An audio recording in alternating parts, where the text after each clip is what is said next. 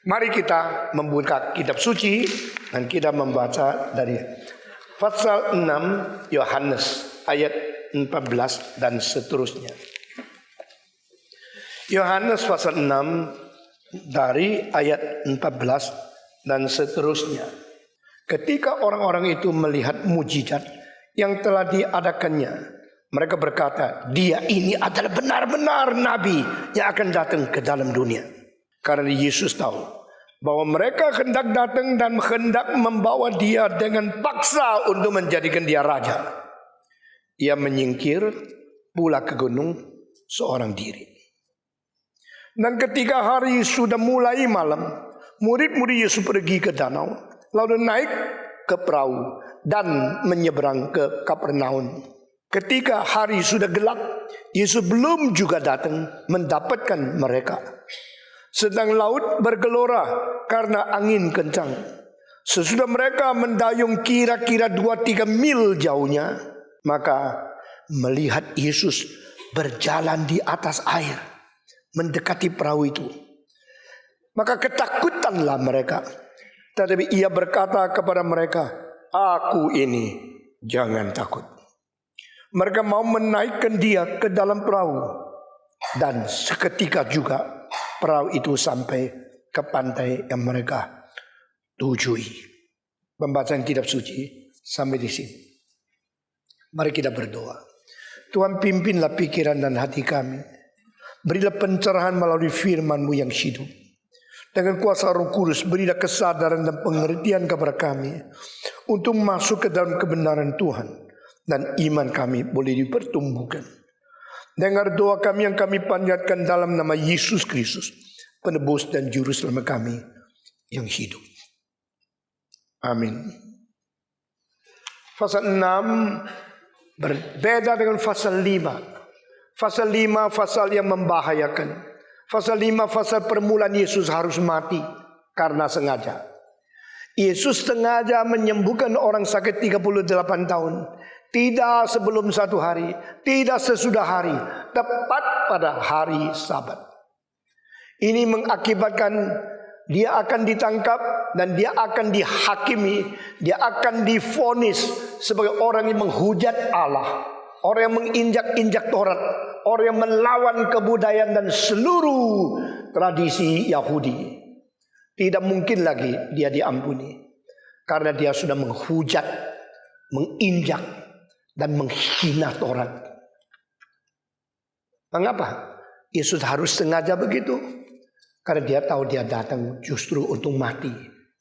Tanpa kematian tidak ada penggantian dosa. Tanpa kematian tidak ada pengampunan daripada segala kesalahan. Dan siapa yang harus mengganti manusia? Hanya yang berkuasa kekal. Hanya yang tidak terbatas, yang bisa menampung dan memikul dosa seluruh manusia. 5 roti 2 ikan untuk seorang anak kecil makan 1 kali habis. Diam tangan Tuhan Yesus menjadi terus menerus dah habis. Dibagi kepada ribuan, belasan ribu orang boleh makan tidak habis. Karena apa? Ada matter, the new matter created in His hand. Di sini Yesus mengulangi karya ciptaannya. Apa ini namanya cipta? Dari kuasa menjadi materi. Apa itu namanya konsumsi? Berarti dari materi menjadi kuasa. Saya berada di Amerika melihat satu museum namanya Museum Militer. Di mana? Di satu kota namanya Dayton. Ya, Dayton di Amerika Timur ada satu museum khusus. Itu senjata-senjata yang dipakai, kapal terbang daripada zaman sebelumnya Truman sampai Kennedy, sampai Clinton, the Air Force One. Saya lihat semua itu. Dan di dalam satu sudut ada satu hal yang menarik, the little boy. Itu little boy anak kecil, siapa nggak tahu little boy? Yang laki-laki dulu kan little boy, ya kan? Sekarang big boy begitu ya. Nah, waktu saya lihat little boy, itu bukan anak. Itu satu bom yang besarnya kira-kira seperti ini. Dan tingginya seperti satu manusia. Besar gitu. Tapi disebut namanya little boy. Lalu saya baca. Mengerti apa itu? This is the first atomic bomb exploded in Hiroshima, in Nagasaki. Nah, itulah nuklir pertama. Itulah bom atom pertama dibikin dan diledakkan, dan yang tidak diledakkan bentuknya sama, dibikin dari museum supaya orang pelajari. Oh, saya baru tahu ini 1 little boy yang menghancurkan many men. Ini 1 little boy yang menghancurkan ratusan ribu penduduk Jepang mati. Konyol. Karena bom atom pertama. Ini modelnya. Saya lihat, saya pikir, saya merenungkan orang mati. Saya renungkan bulan Agustus 45. Berapa banyak orang Jepang teriak atau tidak ada rasa apa-apa. Mendadak dia berapa tahun mati karena nuklir. Mati karena radiasi. Lalu kulitnya semua rusak karena little boy ini. Little boy itu dibikin menurut teori Einstein. Nah, Einstein orang yang mengerti E is equal to mc square. Dan waktu itu Einstein mestinya di Jerman. Tapi akhirnya mengapa dia tidak di Jerman? Mengapa dia lari ke Amerika? Ini pimpinan Tuhan untuk memutar balik sejarah. The history is in the hand of God. You harus percaya kalimat ini. History is in the hand of God, who can twist and change everything according to His supreme power and His sovereignty. Allah yang berkedaulatan merubah sejarah. Karena apa? Karena kalau Jerman menemukan bom atom dulu, maka Hitler akan pakai seluruh dunia akan jatuh di bawah tangan kejahatan Hitler. Saya baru beberapa minggu yang lalu beli buku Hitler, Perjuanganku. Kalau dibaca alasannya semua cukup. Seperti dia orang yang semua tidak salah. Tapi buku itu disebut buku yang paling memusnahkan manusia. Karena buku yang tidak tebal, setiap huruf menelan ribuan jiwa. Karena apa? Justru karena perjuangan Hitler, maka dunia kehilangan lebih daripada 70 juta manusia. Peperangan dunia diperkirakan mati 7 juta di dalam 4 tahun. Peperangan kedua dianggap mati 35 juta.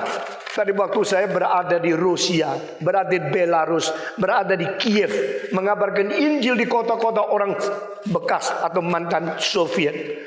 Mereka mengatakan, Stephen, no, it's not 35 million. Itu ada lebih 2 kali lipat banda orang yang mati. Tetapi tidak diumumkan. Demikian juga kalau pembunuhan terjadi dalam peperangan, berapa yang mati tidak diumumkan secara jujur. Saya belajar dari kecil, ke peperangan kedua itu mati 30 juta atau 35 atau 30 juta. Sampai pada waktu saya sendiri datang ke Rusia, mereka mengatakan tidak. Ada kira-kira 30 juta sampai 35 juta yang lain mati, tetapi tidak diumumkan namanya dan jumlahnya. Lalu saya tanya, kenapa ya? Kenapa tidak mengumumkan? Karena Uni Soviet gengsi, tidak menyatakan berapa banyak yang kematian di negara mereka. Mereka tutup-tutupi.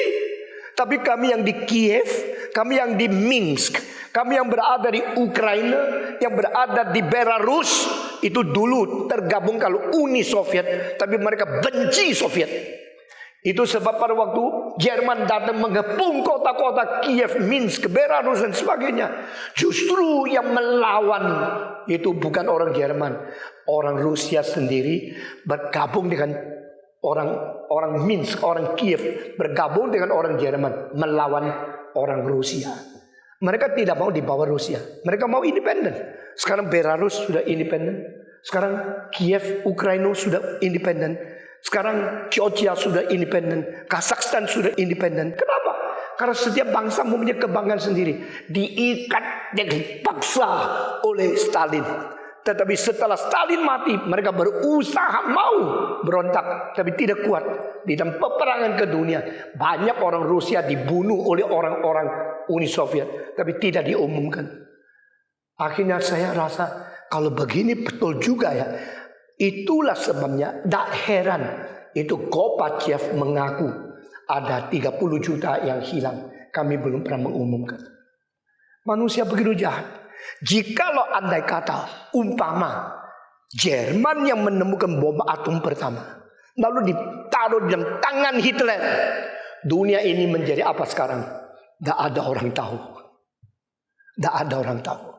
Itu sebab Tuhan melihat, Jerman mempunyai orang-orang yang mengerti rahasia bom atom. Dan yang mengerti siapa? Orang Yahudi. Maka Tuhan membuat Hitler benci orang Yahudi. Karena benci, akhirnya orang Yahudi lari dari Jerman dan bawa rahasia bom atom ke Amerika. Saudara-saudara, waktu itu Amerika tidak ada syarat, tidak ada kondisi, tidak ada kualifikasi untuk menjadi orang yang menang di perang. Orang Amerika selalu tidak kalah di peperangan. Hanya karena peperangan terjadi di luar Amerika. Tidak pernah terjadi dalam diri Amerika.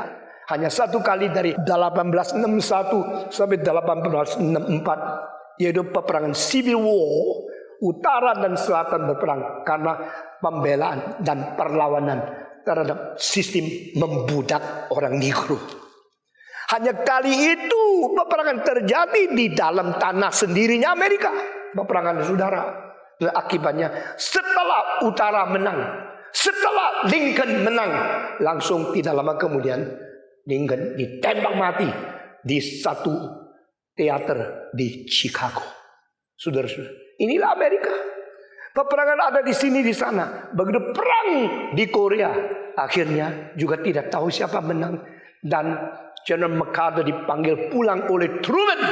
Dan waktu dia sampai, kapal terbang turun di New York. Dan sampai dia kembali ke Amerika, tidak sangka yang menyambut dia pulang sebagai hero adalah 6 juta orang. Di dalam sejarah mungkin cuma 2 kali jutaan orang menyambut satu orang. Pertama adalah General MacArthur. Kedua, kematian Presiden Egypt, Mesir, namanya Nasser. Waktu MacArthur pulang ke New York, 6 juta orang menyambut dia. Waktu Nasir meninggal dunia, 6 juta orang menghantar jasanya ke kuburan. Selain ini tidak pernah, saudara-saudara. Waktu Winston Churchill meninggal dunia, itu Thames Daily News, surat kabar Inggris mengatakan, "This is the greatest funeral after the death of Jesus." Ini adalah perkabungan terbesar sesudah kematian Yesus. Berarti dia mengaku Yesus paling besar, secara tidak sadar. Saudara, saya mempelajari sejarah, saya tahu, my God, the history is not in the hand of man. The history in the fingers of your sovereign God. Allah membiarkan Hitler benci orang Yahudi dan membunuh para Yahudi. Maka orang Yahudi yang paling pintar tidak mau di Jerman, lari ke Amerika. Amerika yang menjadi pintar. Saudara-saudara, selidiki sejarah, selidiki musik dan lukisan yang terbaik bukan dari Amerika sendiri, dari Eropa. Dan sekarang profesor di sekolah musik yang terbaik di Amerika banyak yang dari Jerman, dari Italia, dari Spanyol, dari Perancis, dari Belanda. Baru generasi kedua, generasi ketiga mulai timbul beberapa orang Amerika. Bernstein adalah konduktor musik pertama yang lahir di Amerika. Sebelum itu, tidak ada American conductor considered the first class in the world. Sampai pada satu hari Bruno Walter, the conductor of the New York Philharmonic, sakit perut, menceret-menceret, malam itu tidak bisa kondak. Baru ada kesempatan untuk Bernstein. Makanya sakit perut selalu ada baiknya untuk menolong orang bisa naik. Begitu Bernstein naik, mereka lihat, the American-born young man can do this job. He conducts so well, and he's such a great genius. Baru nama dia diangkat. Demikian Boshovsky di San Francisco, mencret lagi, tak karu-karuan. Malam itu Yahya Ali yang naik. Begitu naik, how can this young Chinese understand Viennese music? Is it possible to conduct this the great orchestra? Mereka dengan mata yang meragukan melihat dia. Tapi waktu mereka pulang, he is even better than Boshovsky. Baru nama ditekan. Itu sebab kalau Tuhan kasih engkau mencret, jangan lesu. Bilang Tuhan, bangkitlah orang-orang yang baru. Udah lebih banyak melayani Tuhan. Saudara-saudara, itu sebab Amerika mulai naik. Amerika akhirnya mendapatkan satu proyek, namanya Manhattan Project. Manhattan Project diselidiki bagaimana membuat bom atom. Orang yang paling penting selain Einstein ada lagi sama namanya Oppenheimer. Saudara cari di Google ya. Bukan Closeheimer tapi Oppenheimer. Akhirnya sayang sekali Oppenheimer menjual rahasia militer Amerika kepada orang lain dan dia ditangkap. Tapi dia berjasa besar sekali. Dia menemukan bom atom. Setelah mendapatkan bom atom, maka akibatnya ada Tuhan pakai Amerika menghentikan ambisi daripada Hirohito, menghentikan ambisi daripada Jepang. Kalau tidak, di barat Eropa dikuasai oleh Hitler, timur dikuasai oleh Hirohito, dan saudara-saudara, Hirohito telah menemukan semacam rahasia, yaitu semacam senjata yang paling rahasia sebangsa dalam sejarah. Kenapa? Mereka tidak mempunyai kekuatan uang begitu banyak untuk membikinkan yang disebut kapal terbang induk, yang kapal-kapal di atas kapal itu membawa seluruh kapal terbang angkatan udara sampai ribuan kilometer baru terbang daripada induk itu. Mereka tidak bisa. Tetapi Jepang sudah menemukan semacam kapal terbang yang perutnya ada lubang untuk masuk satu kapal terbang. Kapal yang tidak besar tapi bisa menyeludup ke dalam, mengisi satu pipa yang besar. Kapal terbang itu sayapnya bisa begini. Akhirnya masuknya seperti kucing tidak pakai sayap begitu, memang tidak ada sayap. Lalu sudah sampai di Hawaii, baru kapal selam itu terapung-apung. Sudah terapung, dibuka, kapal itu keluar. Sudah keluar, baru bisa menghancurkan Honolulu. Ini pada waktu itu Jepang leading, Germany leading. Seluruh dunia berada di kebahayaan karena yang paling jahat yang berambisi besar. Mereka mempunyai kepintaran lebih. Tapi akhirnya Tuhan dengan satu cara, Einstein move to United States. German, no more atomic bomb for you. And Amerika jadi pintar, sesuai itu hancurkan Jepang dengan bom atom pertama. Saudara-saudara, sejarah tidak di tangan mereka. Sejarah ada di tangan siapa? Tangan Tuhan. Saudara, kalau betul benar pemuda yang takut sama Tuhan, engkau harus belajar bagaimana engkau berada di tangan Tuhan untuk ikut membentuk, ikut mengatur sejarah. Nah, that is the value of your life. Saya terlalu banyak hal yang mau bicara sama pemuda-pemudi, mendidik kamu, memberikan peringatan kepada kamu, membentuk kamu menjadi manusia yang berguna. Kita bukan hanya bikin satu gereja, siapa yang datang senang, aduh hore-hore. Tidak. We try to build up your own Christian character, to build up your spirituality, to build up your future with the fear of the Lord and the shape and the power of Holy Spirit. Saudara-saudara sekalian. Nah, bom atom adalah berdasarkan E is equal to MC square. Saya heran. Kenapa E di depan, MC square di belakang? Kenapa E is equal, bukan M is equal to C over E over C square. Sama kan? Saudara kalau melihat matematika kan sama. E is equal to MC square. Sama dengan M is equal to E over C square. Sama kan? Tapi justru Tuhan tidak memperbolehkan. Rumus pun itu harus ditulis E di depan. I menuju M itu namanya dari kuasa menjadi materi. Dari materi menjadi kuasa itu namanya bom atom. Dengan materi diledakkan mendapatkan kuasa banyak, itu namanya penggunaan peledakan. Tapi saudara perhatikan kalimat di bawah ini. Barang siapa yang bisa mentransform, yang bisa merubah materi menjadi kuasa, menggunakan alam yang tersimpan energi yang tidak terbatas, itu namanya orang pintar. Bagaimana pintarnya pun kalau sudah ledak menjadi kuasa, bisa nggak mengembalikan kuasa menjadi materi lagi? Jawab. Hah? Yang bisa menjadikan kuasa materi itu siapa? Allah. Yang dari materi menjadi kuasa itu siapa? Manusia. Manusia selalu anggap diri paling pintar. Einstein pintar. Bom, ledak. Einstein, balikkan yuk. Balikkan tenaga tadi yang sudah bong menjadi materi lagi.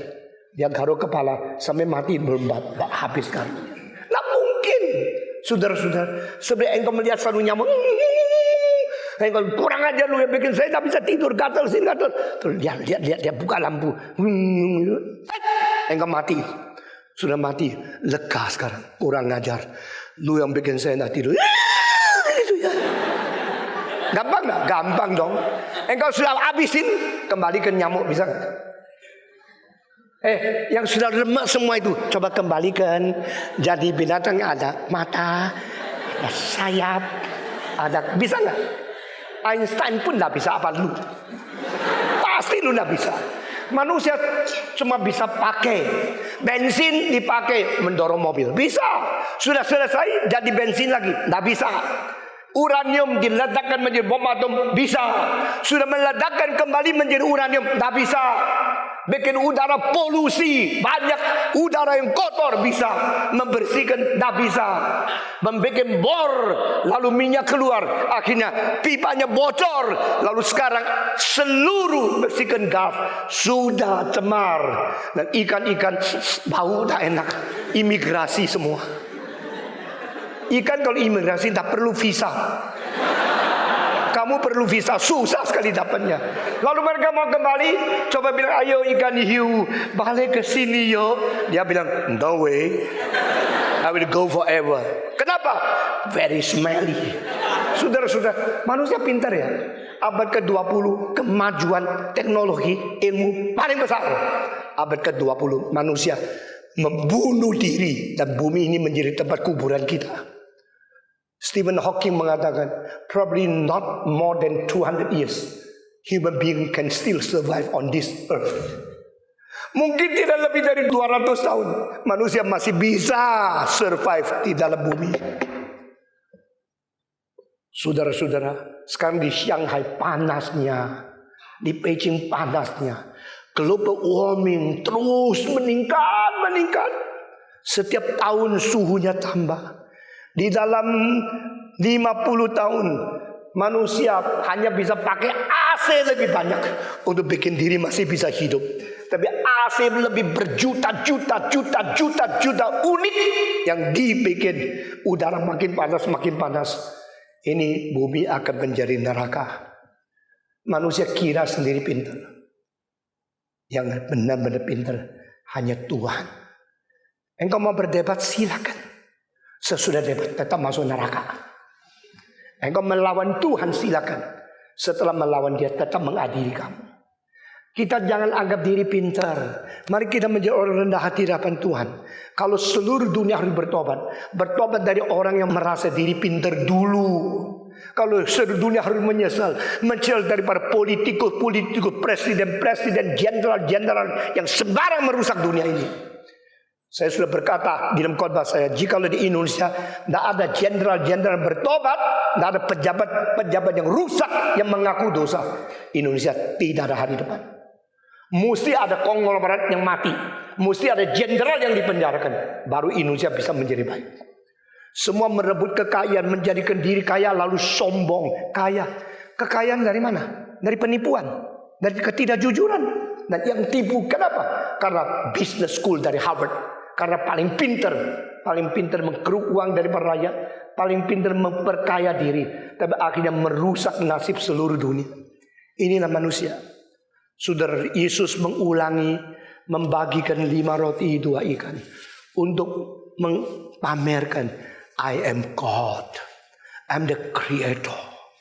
Because God has no one sentence with the power. Di dalam kekuatan dirinya Allah ada penuh kuasa. Dan energy becomes matter. Itu adalah creation. Matter becomes energy. Itu adalah utilization. Dari bensin menjadi kekuatan mendorong kapal terbang. Itu utilization. Kita sedang memakai sumber alam untuk sesuatu profit untuk diri kita sendiri. Sesudah itu byproduct, side product adalah polusi yang merusakkan dunia. Saudara-saudara, kita melihat ini semua di dalam Alkitab mencantum hal peristiwa, tapi tidak menjelaskan maknanya. Kecuali Roh Kudus memimpin engkau memikir, lalu sadar Saya percaya hari ini banyak orang sadar dan engkau tidak pernah mendengar khotbah, bahkan seluruh sejarah tidak ada pentafsir pasal ke-6 caranya seperti apa yang engkau dengar malam ini.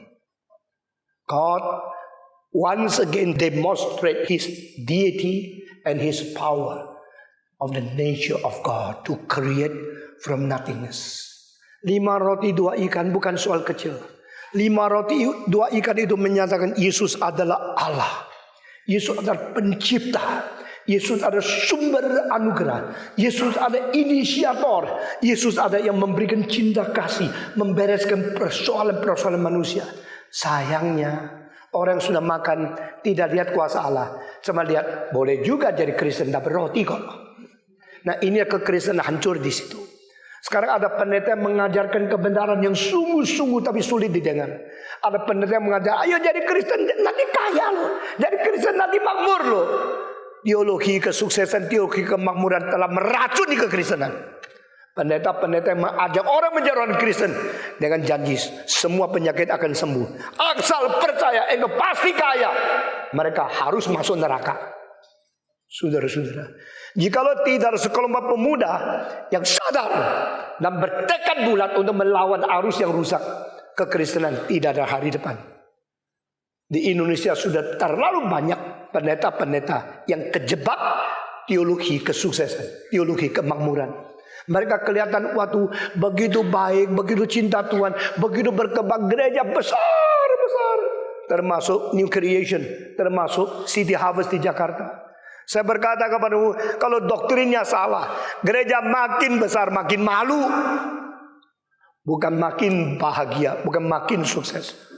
Pendeta-pendeta teologi kesuksesan berusaha membuktikan kalau mereka bertumbuh, anggotanya banyak, persamaannya limpah, itu membuktikan Tuhan memberkati mereka. Bagi saya nihil, bagi saya shame on them, karena mereka menyimpang dari ajaran Alkitab, mengajarkan ajaran-ajaran yang bukan dari Tuhan, hanya mempungut ayat-ayat sesuai dengan keinginan mereka.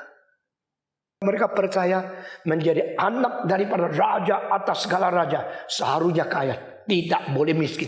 Kalau miskin malu. Saya bukan tidak boleh kaya, saya bukan tidak bisa tidak ada uang, tapi saya selalu beli mobil lebih 8 tahun. Selalu beli yang bekas, selalu makan yang sederhana. Kemarin ulang tahun ke-39 saya nikah dengan istri saya. Ayo kita makan di luar. Saya bilang tidak, makan di rumah. Mereka pergi beli sedikit barang, kita makan-makan. Kita berdoa untuk anak, untuk menantu, untuk cucu satu-satu. Tidak ada alasan untuk saya berfoya-foya. Tapi bagi mereka, kalau engkau menjadi pendeta, menjadi hamba Tuhan, harus berani membuktikan papamu itu kaya. Engkau mesti pakai barang paling baik, mobil paling baru, kenikmat yang paling mewah, dan engkau pakai uang paling banyak untuk membuktikan your God is rich and you are His son, His children. Saudara-saudara, I don't think so. Yesus datang ke dunia, lahirnya di palungan, matinya di atas salib. Kapan Yesus pakai Rolls Royce? Kapan Yesus pakai jas beribu-ribu dolar? Justru karena dia mau miskin, baru kita boleh menjadi kaya. Ini menurut 2 Korintus.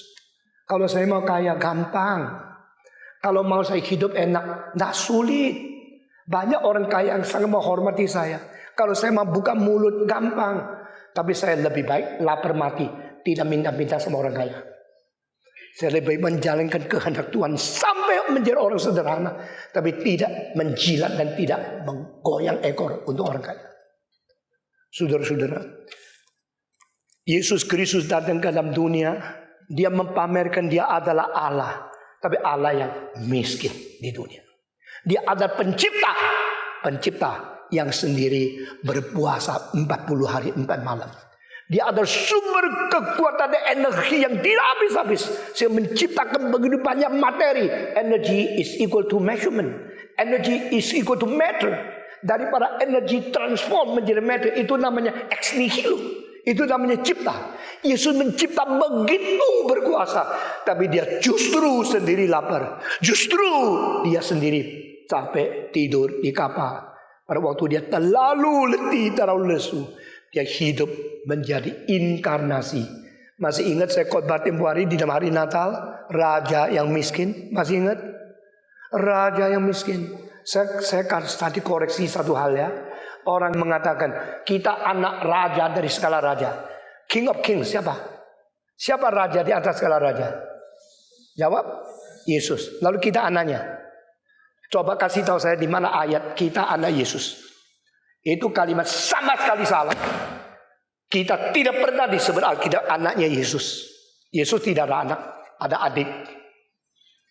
Yesus anak sulung, kita anak Allah. Dan Yesus raja di atas raja, tapi kita bukan anaknya. Mengatakan saya anak Allah, yaitu raja di atas raja. Anak raja mesti kaya. Itu konsep dua-duanya salah. Kita bukan anak raja. Dan kita bukan anak Yesus. Dan kita tidak perlu menjadi kaya. Baru membuktikan kita orang Kristen sejati. Saudara-saudara sekalian, Yesus membagikan 5 roti 2 ikan kepada ribuan orang. Setelah begitu mereka pulang. Selesai. Mereka mulai memikir, ini partai roti, partai ikan rokan. Kalau si Yesus adalah ketua partai rokan, lalu kita pilih dia dari raja, pasti hebat. Kalau pilih Yesus, pastikan yang coba lihat. Tadi gini-gini 5.000 orang makan. Kalau sebenarnya gini-gini gampang buat dia kok. Kalau dia gampang, kita kenyang. Why not? Make Jesus our king. Jadikan Yesus raja kita. Ayo. Mereka sudah sekongkolan semua. Ayo, semua kerubungi dia. Mereka mengelilingi Yesus beratusan orang. Mau apa? Ini bukan orang biasa. Ini adalah orang mempunyai ambisi politik. Jadikan Yesus raja. Kalau dia jadi raja, paling sedikit gua menteri dalam negeri. Ya, orang yang bakat ceramah, yang begitu elokuan. Kalau kita jadikan Yesus raja, aku jadi perdana menteri, kamu jadi menteri luar negeri. Dia jadi menteri keuangan, dia jadi menteri BI, gubernur BI. Ayo kita yuk. Maka mereka datang menggeliling Yesus. Mau apa? Mau menyatakan satu ambisi yang lain. Sekarang saya tanya, sebelum mereka dikasih roti, mereka datang menjadikan Yesus raja tidak? Jawab dong. Waktu datang kepada Yesus pertama kali, lalu Yesus kasih makan. Sebelum Yesus kasih mereka makan, mereka datang kepada Yesus mau jadikan Yesus raja enggak? Tidak. Mereka datang untuk cari makan enggak? Juga tidak. Jadi sebelum dikasih makan, motivasinya lebih baik. Sudah makan, motivasinya menjadi rokan, roti sama ikan. Waktu pagi-pagi dong, ayo datang yuk, pergi lihat Yesus yuk. Lalu orang berduyun-duyun dari kota, dari desa, dari provinsi, dari tempat jauh berduyun-duyun datang. Oh, Yesus masih ada. Ayo kita ikut dia. Lalu Yesus naik gunung, mereka ikut. Yesus duduk di situ, mereka kelilingi. Ribuan orang di situ. Mereka kenapa datang? Kenapa mereka ikut Yesus? Karena mau dengar firman. Karena mau melihat Yesus menunjukkan kebolehan dia menyembuhkan orang sakit. Curiosity and want to know, the desire to see the performance of the miracle from Jesus Christ. Aku dengar kemarin di kota itu orang buta disembuhkan. Iya, aku juga dengar di desa itu ada orang timpang berjalan. Aku dengar di Yerusalem ada orang 38 tahun sakit. Yesus bangkitkan dia. That is the reason we come to Him. You want to see Him. You want to see the performance of miracle. He is God, became man. He is so powerful, so wondrous. Maka mereka semua datang mau melihat Jesus, the wonderful Jesus, the powerful Jesus, the merciful Jesus, to show and manifest the glory of God on this earth. Ribuan orang keliling-keliling. Tadinya hatinya mau apa? Mau lihat mujizat. Tadinya hati mau lihat kuasa Tuhan. Maka dengan mujizat dan kuasa Tuhan, kebaktian jadi besar. Itu dari pertama. Kalau saya bilang, mari kita berkhotbah, mari kita mentafsirkan kitab suci, yang datang sedikit. Kalau saya mengatakan, semua yang sakit akan disembuhkan, semua sakit kusta akan dibersihkan, semua kanker akan disembuhkan. Wah, puluhan ribu orang datang, itu biasa. Karena apa? Dan ini catat dari Alkitab. Setelah Yesus melakukan mujizat, banyak orang datang kepada dia. Datang karena apa? Mau lihat mujizat. Dan waktu yang mereka datang, belum dikasih makan. Saat itu tidak ada satu orang datang untuk minta makan. Betul kan? Tetapi setelah Yesus kasih makan, mereka sekarang tambah satu motivasi. Sekaligus dapat makan ya. Enak juga ya. Boleh lihat mujizat. Sengaja lihat mujizat sampai Sam 1. Dia belas kasihan kok. Kalau Sam 1 terus Yesus bilang, now is time for your dinner, please go home. Begitu ya. Mereka juga rela. Tapi Yesus bilang, kasihan, ini jamnya makan, kasih makanlah. Saudara, tahun lalu saya satu orang undang 4.500 orang makan. Seminar keluarga pertama. Tahun ini lebih banyak orang, saya undang lagi mereka makan. Lalu tahun depan saya tidak tahu mereka datang untuk makan atau datang untuk dengar firman. Karena perubahan motivasi itu sementara-sementara sudah tak beres. Nah, mereka datang lagi. Waktu mereka datang, mereka pikir lebih baik jadikan dia presiden. Kalau Yesus jadi presiden, pasti lebih baik. Kalau Yesus jadi presiden, pasti Indonesia lebih makmur. Kalau Yesus jadi presiden, rakyat yang miskin akan dibereskan, sandang pangannya dicukupkan. Ayo, setuju? Yang sudah ikut saya. Semua datang mengiringi Yesus. Yesus tahu tidak? Yesus tahu tidak? Yesus tahu mau diapain tidak? Alkitab mengatakan Yesus undur dari mereka. Lalu seorang diri naik ke gunung. Karena dia tahu mereka akan memaksakan dia menjadi raja. Artinya apa? Yesus tidak ambisi kedudukan tinggi. Herannya, kalau biasa silakan kerja. Oh, jangan. Saya tidak mampu. Saya tidak cukup. Saya sungkan. Saya tidak berani. Semua orang disuruh apapun tidak berani. Tapi kenapa presiden kok berani jadi presiden? You pernah tak melihat orang dijadikan calon presiden, terus menolak, terus tidak mau. Tuh akhirnya terus tidak mau. Ada nggak? Bukan mau kirim uang berapa juta, pilih saya. Nah, kalau perlu transfer uang sebanyak dari bank tertentu untuk orang bisa mendapat dana untuk memilih. Ini manusia. Siapa yang tidak suka jadi presiden, jadi raja? Yang tidak suka jadi presiden, tidak jadi raja, itu pasti mempunyai hati yang sangat bersih. Di Tiongkok ada pengemis yang jadi raja, namanya Zhu Yanzhang. Pengemis itu juga sekaligus menjadi biksu. Di Tiongkok juga ada raja yang menjadi biksu. Itu namanya Sun Zhi Huangdi. Dinas Qing pertama ada seorang kaisar. Waktu tua, nggak mau jadi kaisar. Pikir-pikir, enggak. Terus buka jubah, terus pergi dari istana. Akhirnya ditemukan, tok, jadi biksu di dalam kuil. Wah, itu orang sedikit mirip Yesus. Yesus dipaksa jadi raja, tak mau. Kemana? Mundur. Mundur kemana? Mundur ke gunung. Ikut apa? Retreat. Yesus undur dari kota, lalu Yesus ke gunung, ikut retreat di situ. Kenapa? Dia tidak berambisi kedudukan dan kemuliaan dunia.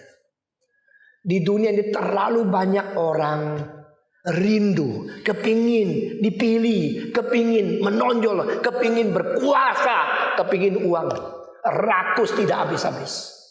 Tapi dia Alkitab kasih tahu anak Allah menjadi teladan. He was not greedy for the power of the human being society. He was not ambitious for the position in the society. Dia menyendiri. Lalu apa? Dia di atas gunung sampai malam suntuk. Untuk apa? Berdoa. Apa artinya doa? Minta kekayaan, minta kedudukan, minta kuasa, minta cewek yang cantik. Yuk biasanya doanya diam, tenang, dingin sekali. Tapi waktu pacaran ketakutan datang. Oh Tuhan kasihkan saya, kalau tidak saya mau mati. Begitu kan? Manusia minta apa? Kaya, kuasa, nama, lalu seks. Ini permintaan manusia. Tapi justru yang disebut doa oleh Yesus ada menolak pencobaan, menolak kekuasaan, menolak kedudukan, menolak posisi sebagai raja. Itu namanya doa. Bible is so different with our religious understanding. Semua pengertian agama di dunia adalah self-centered. Semua adalah mempentingkan diri, nafsu diri, keinginan diri, ambisi diri. Lalu memperalat agama untuk jadikan Tuhan pembantunya. God help me. You are a servant of me. But I call you God because you are almighty. If you are almighty, please show forth, demonstrate your power that you are almighty to serve me. I want anything you give me. Jadi itu agama yang brengsek. Karena memakai istilah paling besar, paling baik, paling tinggi. Allah Maha Kuasa. Karena engkau Maha Kuasa, coba nyatakan kuasamu untuk melayani saya dong. Jadi engkau Maha Kuasa, saya Maha Kuasa. Karena saya menguasai yang Maha Kuasa. Itu namanya kepura-puraan agama kan. Di dalam agama banyak topeng yang harus dirobek. Sudah robek baru lihat di dalamnya kejahatan, kerakusan, keegoisan yang tidak habis-habis. Saudara mau menjadi orang beragama yang seperti itu, silakan. Tapi tidak di gereja ini. Sedikitnya pendetamu, pendiri GRI adalah orang yang belajar menyangkal diri menurut perintah Tuhan. Bukan mau egois, bukan mau rakus, bukan mau kuasa, nama, harta, atau seks. Keep yourself in the holy life. Keep yourself in pure-hearted manner. And depend only in God. Yesus pergi ke gunung berdoa. Kira-kira dia doa apa ya? Tuhan, supaya kehendak mereka terjadi. Besok betul-betul saya ada di atas takhta dan Herodes mati malam ini. Doa gitu? Tidak. Dia akan kembali kepada Tuhan mengatakan, My Father, I know what I should do on this earth. I was sent by you to fulfill your planning of saving man through my crucifixion. Aku bersiap untuk mati di atas kayu salib, untuk menggenapi rencanamu. Karena yang kau ingin adalah aku mati, yang mereka ingin akal aku menjadi raja. Saya bukan datang menyenangkan mereka, Bapa. Saya datang menyenangkan engkau. Beri kekuatan kepada aku untuk menghindarkan dan melawan semua pencobaan dari dunia. Dan sampai tuntas saya menjalankan kehendakmu. Saya percaya itu doa Yesus. Dia doa bergumul lama, menyatakan sekali lagi that refreshing dedication. Once again present himself as the offering before God. Sudah bergumul selesai, dia turun. Waktu dia turun, cilaka. Muridnya tidak tunggu, sudah naik kapal menyeberang. Saat itu dia seorang diri. Di pinggir pantai lihat, ini bukan Jakarta loh. Ini kota kecil. Ini pelabuhan desa. Kapal cuma 1 hari berapa kali. Dan dia turun sudah tidak ada. Dan kenapa murid-muridnya tidak tunggu dia ya? Karena mereka juga tidak tahu dia naik gunung. Kalau dia naik gunung mereka ketahui mungkin ada yang murid yang ikut. Tapi kenapa Yesus tidak boleh mereka ikut? Yesus bergumul pribadi. To exist is to be with oneself alone before God. Kalimat ini bukan dari saya. Kalimat ini dari Søren Egil Kierkegaard, the greatest philosopher of 19th century, a single man, unmarried, from the country of Denmark, the father of existentialism. Kierkegaard berkata, to exist is to be oneself alone before God. Saudara pernahkah hidup sendirian di hadapan Tuhan? Saudara pernahkah tidak menggobrol orang lain bagaimana lihat engkau bertanggung jawab sendiri kepada Tuhan? Saudara pernahkah sendiri berlutut menangisi hari depanmu supaya menjadi orang yang bertanggung jawab kepada Tuhan? Atau engkau cuma cari muka, banyak orang senang saya rasa hidup berarti. Kalau tidak ada orang senang saya rasa terlalu sepi. Nah, engkau hidup untuk manusia. Hidup menurut ukuran standar manusia yang sudah merasa merorot. Engkau hidup mengukur diri dengan ukuran manusia yang sudah jatuh di dalam dosa. Jesus never did that. Jesus always exists before God. The one who sent him to sacrifice. The one who sent him to deny himself and to be hung on the cross. Yesus bertanggung jawab seorang diri secara eksistensi pribadi di hadapan Tuhan Allah. Pada waktu dia berdoa kepada Tuhan, muridnya lihat kok tidak ada ya. Tidak tahu dia kemana. Cilaka. Oh Yesus mungkin pergi cari famili lain.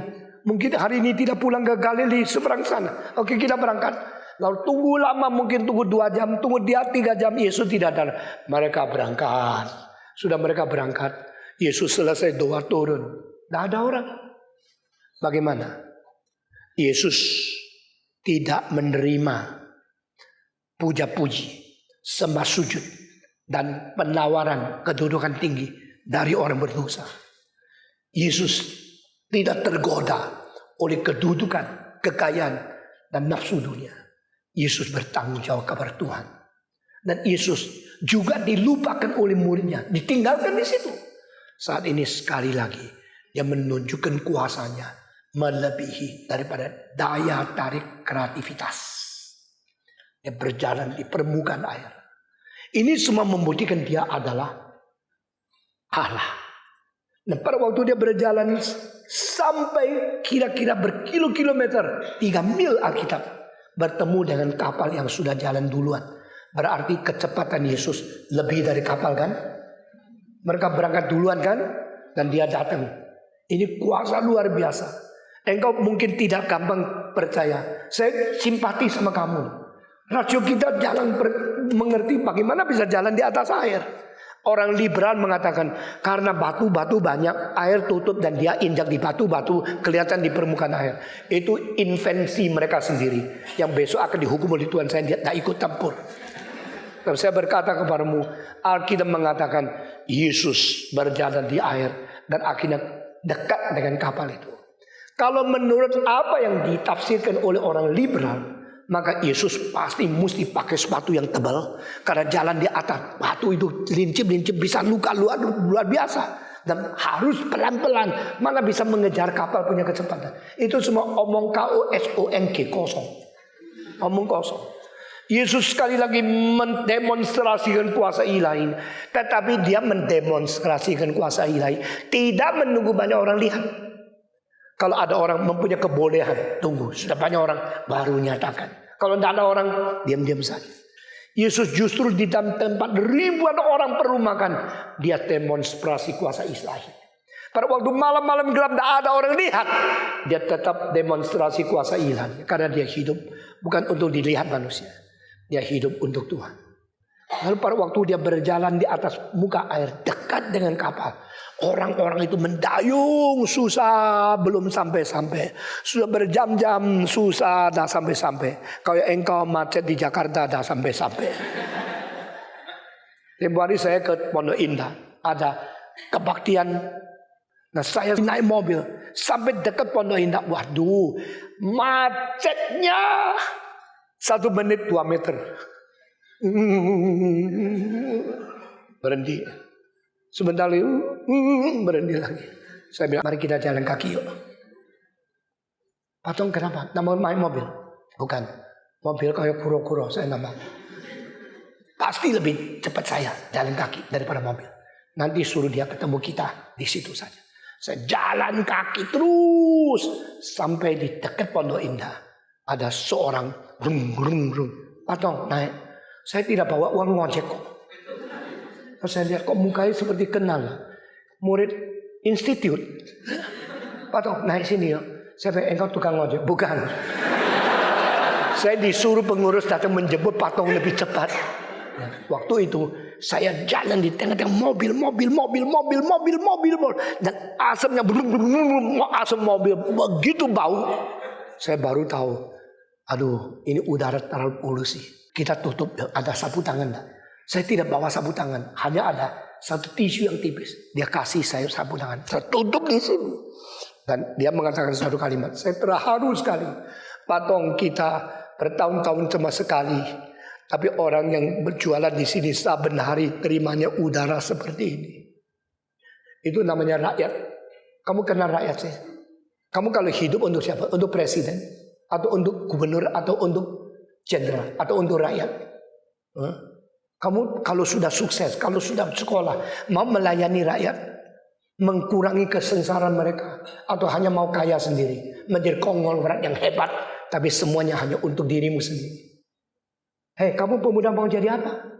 Yesus jalan kaki sendirian sampai dekat situ. Wah, murid-muridnya lihat, siapa ini di atas laut? Berjalan kaki di atas. Maka mereka semua takut.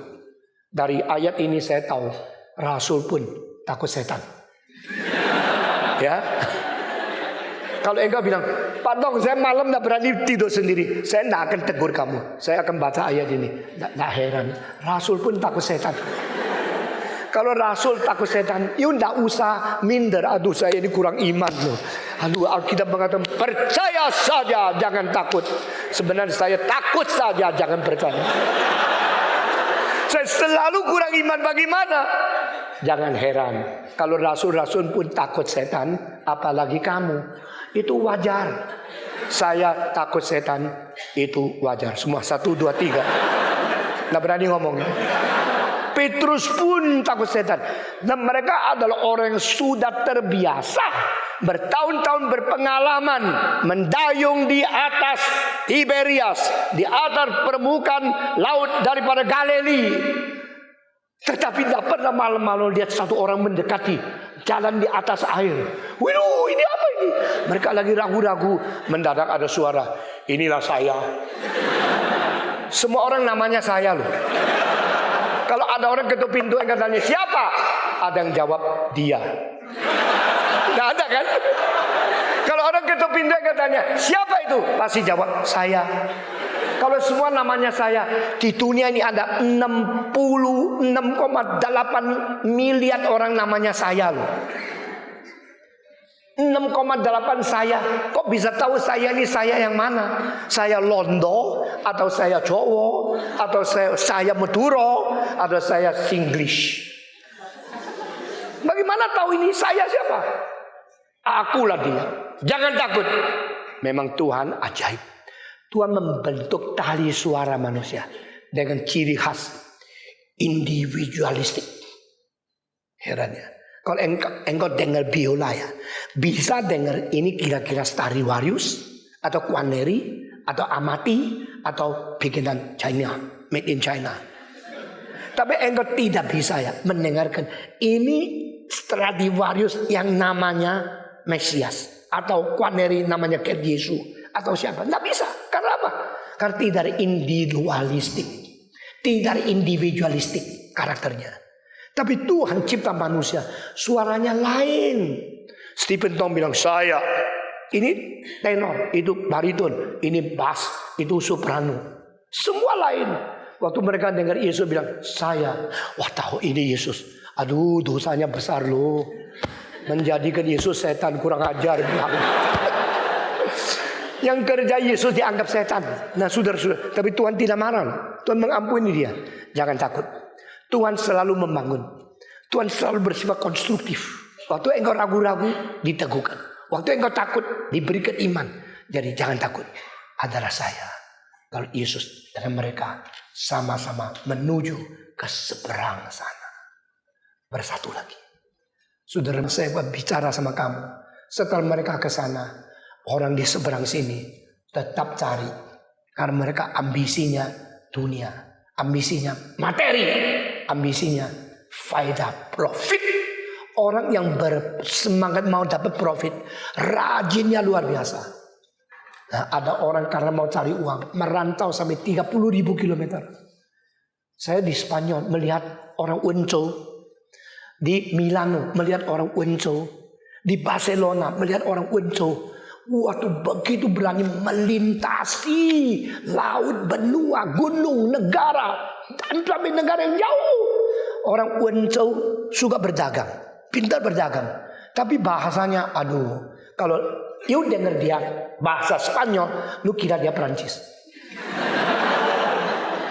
Tetapi berani aja, bukan secara berani, pintar luar biasa. Mereka sewa rumah-rumah yang dekat daripada Duomo daripada Milano. Saudara yang pernah ke Milano coba angkat tangan. Yang pernah ke Milano. Di Milano ada satu alun-alun. Di alun-alun pinggir ada satu gereja gotik. Dan di sebelah situ ada satu tempat daripada raja untuk jualan daripada department store. Menyeberang situ adalah La Scala, opera house yang terbesar. Dan begitu dan tidak jauh adalah satu museum namanya Brina. Saya sudah berapa kali di Milano saya tahu. Dan dulu saya ke Milano itu apa itu? Merpati. Banyak kasih makan. Seperti di Venesia, tahu ya? Kok mungkin saudara tidak pernah pergi tapi lihat nonton film itu merpati. Akhir-akhir ini merpatinya jadi sedikit. Dari satu pihak baik karena apa? Kotoran itu sedikit. Gereja dikotorin dengan merpati.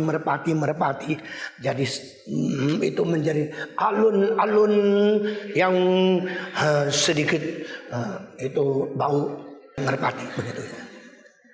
Dari pihak yang lain turis jadi datang sini kok merpati tidak ada. Saya tanya kenapa ya? Merpatinya hilang. Kok jadi sedikit? Mereka bocor satu rahasia sama saya. Saya kaget setengah mati. Kenapa? Karena ada rumah-rumah orang Wenco di atasnya sengaja kasih makan merpati dengan beras yang dikum di dalam anggur atau alkohol. Jadi waktu burung melihat itu ada beras tabung. Sudah gitu mabuk. Sudah mabuk dipotong, dimasak. Makin lama makin banyak buka restoran jual khusus merpati. Nggak usah modal ya. Modalnya cuma beras dikasih sedikit alkohol sudah jadi. Waduh orang Cina pinternya luar biasa. Luar biasa sampai merpati penduduk merpati sekarang mati. Banyak yang mati. Inilah saudara-saudara. Jadi pada saat mereka pergi ke mana-mana ditanya kenapa? Untuk duit, for profit, everywhere you can go. So far you don't mind. How much sacrifice? You just pay. Karena bisa dapat profit. Orang Tionghoa ada 2 kalimat. Dagang yang harus potong kepala masih ada orang kerjakan asal ada profit. Ayo semua 1, 2, 3. Dagang yang harus potong kepala masih ada orang lakukan. Negara Singapura kalau narkoba ditembak ya. Malaysia kalau narkoba digantung ya. Setelah adanya hukum gantung, apakah tidak ada lagi orang berani berdagang narkoba? Masih ada nggak? Masih ada. Kenapa? Itu peribahasa Tionghoa. Satu seni有人做. Dagang potong kepala masih orang melakukan. 亏本生意无人问. Dagang rugi tidak ada orang mau. Asal profit datang. Maka Yesus sudah menyeberang ke situ. Baru malam-malam mungkin jam 3 baru tiba di situ. Jam 7 pagi esok sudah orang dari sini menyeberang dan cari Yesus. Ternyata Rabi ada di sini ya. Aduh sopan tuh. Kalau orang sopan sama kamu hati-hati ya. Kenapa dia sopan? Lebih penting daripada bagaimana dia sopan. Saudara-saudara, kita melihat satu hal yang menakutkan. Sebenarnya pasal 6 itu seluruh pasal begitu panjang. Hanya 2 kalimat. Manusia hidup bukan bersandar roti saja, tetapi bersandarkan firman Tuhan yang keluar dari mulut Allah. Ini ayat menjadi satu pasal. Cerita depan mereka makan roti dan mereka kira itu paling penting. Pasal belakang, bagian belakang Yesus mengatakan, no, makanlah dagingku. Jangan berusaha hanya untuk makanan yang bisa rusak. Berusaha untuk firman yang tidak akan rusak. Itu makanan yang Tuhan turunkan dari surga ke atas bumi. Kita bersyukur kepada Tuhan. Mari kita tunduk kepala. Bapa di dalam surga, kami berterima kasih untuk kebaktian yang sudah Tuhan pimpin. Untuk pengertian firman yang sudah Tuhan tolong kami. Kami berdoa kiranya pada waktu kami masih muda, kami boleh menjadi manusia yang bertanggung jawab. Manusia yang mau mengerti kebenaran. Dan manusia yang membereskan motivasi. Sehingga tuntutan dan sasaran hidup kami bukan untuk diri kami sendiri. Dalam nama Yesus Kristus kami berdoa. Amin.